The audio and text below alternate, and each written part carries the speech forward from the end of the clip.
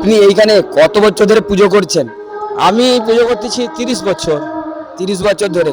আর মানে এইখানে পুজো করতে এসে আপনার কতটা ভালো লেগেছে? এখানে খুব ভালো লেগেছে। আর আগামী বছর এখানে মানে ডাকা হলে পুজোর জন্য আপনি আসবেন তো? হ্যাঁ হ্যাঁ, আমি আসবো। মানে- আমার বাবা করে গেছে পুজো, সেই পুজো আমি করতেছি এখন। আপনাদের 55 বছর যে পুজো হচ্ছে, মানে প্রতি বছর কি একই রকম ভাবে এখানে বাতাসা হরিলুট হয়?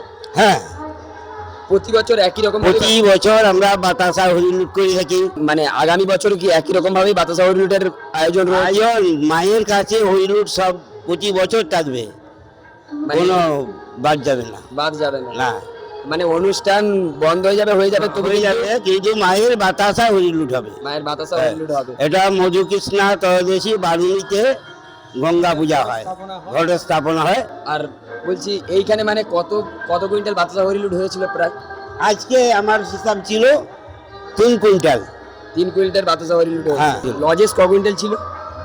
2 কুইন্টাল মতো লাসা। আর বলছি এইখানে যে বাতাসা হরিলুটে যে এতক্ষণ ধরে হয়েছিল, কতটা আনন্দ রয়েছে আপনার? তো খুবই আনন্দের ব্যাপার। প্রত্যেক তুমি দেখেছো এবং প্রত্যেকে দেখছে যে কিরকম মানুষের সমাগম হয় একটা বাতাসা হরিণ